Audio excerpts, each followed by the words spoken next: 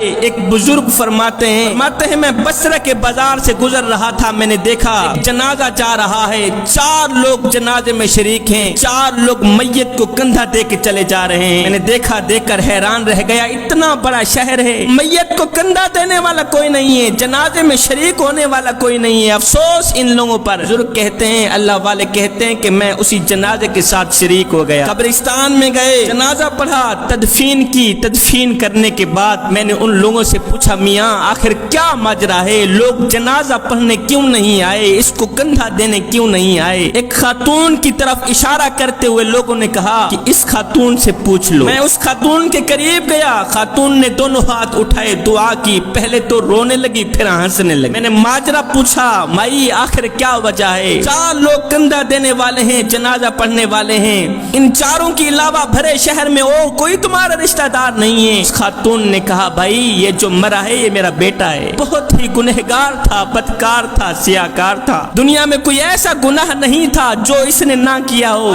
3 ماہ سے یہ لگاتار بیمار چلا آ رہا ہے، ایک ہفتہ گزر جاتا تھا میرا بیٹا کچھ نہیں کھاتا تھا، حلق کے نیچے پانی نہیں جاتا تھا۔ میں کہتی ہوں بیٹے تو نے ساری زندگی غفلت میں گزار دی، گناہوں میں گزار دی، اللہ کو کیا منہ دکھائے گا؟ اللہ تعالیٰ تجھے بخشے گا؟ میرا بیٹا آگے جواب دیتا، ماں اللہ تعالیٰ اگر مجھے نہ بخشنے پہ آتا تو میرے پاس بیماری نہ بھیجتا، اللہ تعالیٰ نے میرے پاس بیماری بھیجی ہے تو میرے گناہوں کو جھاڑنے کے لیے، اللہ کی رحمت بڑی ہے، میرے گناہ چھوٹے ہیں، ماں میں اپنے گناہوں کو مالک کی رحمت سے کم سمجھتا ہوں، میں اللہ کے کرم کو اپنے گناہوں سے زیادہ سمجھتا ہوں۔ خاتون نے کہا کہ ابھی پچھلی رات کی کہانی ہے، میرا بیٹا جب مرنے پہ آیا تو مجھے کہہ رہا ہے، ماں میں جب مر جاؤں میرے مرنے کے بعد کسی کو اطلاع نہ دینا، کوئی میرا جنازہ پڑھنے نہیں آئے گا، ہر بندہ خوشی منائے گا، اور میری ایک جو انگوٹھی ہے جس کے اوپر لا الہ الا اللہ محمد رسول اللہ لکھا ہوا ہے، مرنے کے بعد پہنا کر میری تدفین کرنا۔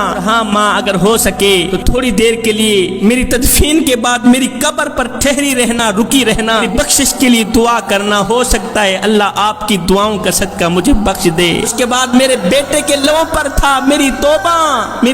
توبہ توبہ کرتے میرا گنہگار بیٹا فوت ہو گیا۔ بزرگ نے پوچھا، مائی آخر کیا ماجرا ہے، وجہ کیا ہے؟ پہلے تو روئی ہے پھر ہنسنے لگی ہے دعا کے دوران، وجہ کیا ہے؟ ماں نے کہا، روئی اس لیے ہوں کہ نوجوان بیٹا مر گیا ہے، اور ہنسی اس لیے ہوں کہ جب میں بیٹی کی مغفرت کے لیے دعا کر رہی تھی تو غیب سے آواز آئی، اے گنہگار کی ماں، میرا بیٹا دنیا کی نظروں کے سامنے تو گنہگار تھا مگر اللہ کی نظروں کے سامنے یہ نیکوکار تھا، تیرا بیٹا دنیا والوں کے سامنے تو مردود تھا مگر اللہ کی نظروں کے سامنے یہ محبوب تھا، تیرا بیٹا توبہ توبہ کرتے مرا ہے، ہم نے تیرے بیٹے کی توبہ قبول فرما لی ہے، ہم نے تیرے بیٹے کو بخش دیا۔